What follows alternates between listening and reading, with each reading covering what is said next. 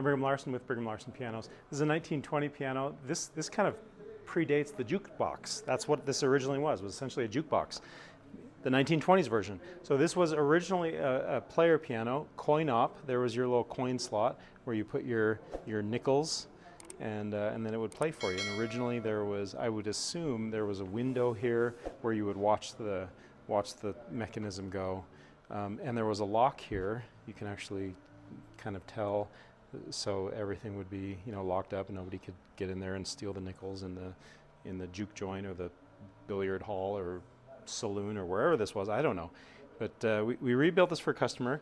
They're kind of a cowboy. Where we picked it up, they're cowboys. They're rodeo people, and I think it fits their aesthetic very, very well. Okay, beautiful piano, quartersawn oak. That's what this is. This is all of this veneer here. That's a really expensive way of doing oak, is quartersawn, and it looks amazing. It's also called tiger wood or tiger oak, or there's some other names for it. Really a pretty wood. Okay, here's something kind of cool that we did. Because there was a lock here, there was just, and that was long since removed, there was just a big gap here, and we weren't sure what to do. It didn't look very nice to have that giant gap, and so what we ended up doing is I designed this. I stayed here one night, late into the night, just kind of redesigning everything, and I designed that in CAD, this little thing, and then we 3D printed it. Check that out. So that design there is an exact mirroring of this design there. And also put our little logo, remanufactured that piano. There's our logo right there. And then the original logo of the Coinola right there. And then and of course you can't, that is actual brass. You can't electroplate plastic, of course, because it's not electrically conductive, but you can paint it with an electrically conductive paint and then electroplate the paint. So that's what that is. That is actual brass. It's brass electroplated 3D printed plastic, and it works great. We've got a little handle there on the decal, or the original Coinola, and that comes open, and it just fits that little gap perfectly. Okay, check out the inside. Everything's been totally rebuilt. This piano was in pretty rough condition when we got it, as you would expect for a 105-year-old piano, and it's totally rebuilt. So all the strings are new, all the hammers are new, all the dampers are new. These are the dampers right here that go onto the strings. The plate, you can see the plate is this beautiful gold color. That's an automotive paint.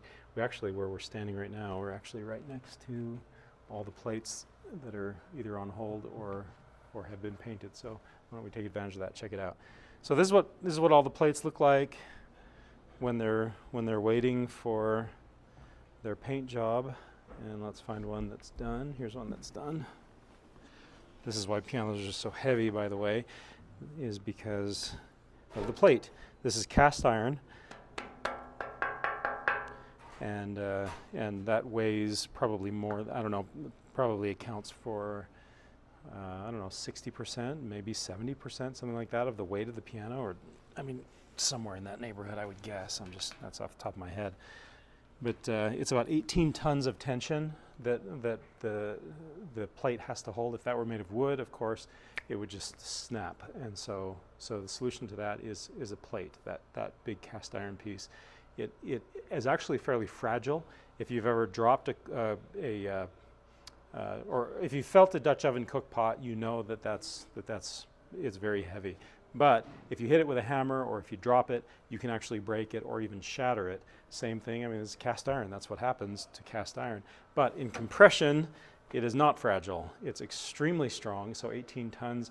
That's, I don't know how many elephants. That's probably 6. How many elephants would that be? 6 or 9 elephants, something like that, of tension that you have trying to collapse that piano together. So cast iron is the solution. And it also acts as a decorative piece. It just looks good when it's painted gold like that. And then the Operators Piano Company, Chicago, we've been calling it the Coinola because that's the the label that's on the keys, the Coinola. There's the decal, and that's a replica decal. And so actually, maybe I can close this up and you can see that I'm very proud of this. I had a lot of fun that night that I stayed here designing all of that. See, that's an exact replica of the decal. I love doing that kind of thing. The pedals are original. They've also been replated, just like the 3D printed plastic there. Looks like I need a screwdriver to open that up. Hear how good that sounds.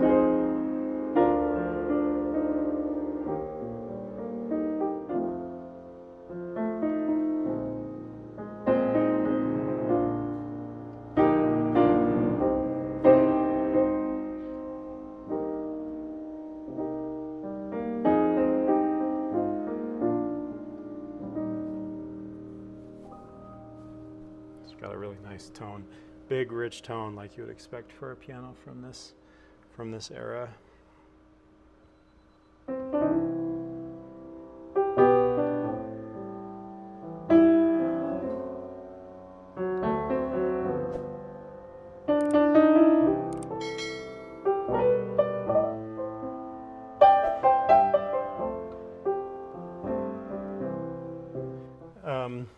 When I first came across this piano, when I first evaluated it in their home, and now not only is it playable, it's gorgeous, and it's a joy to play, and it will endure for another 100 years.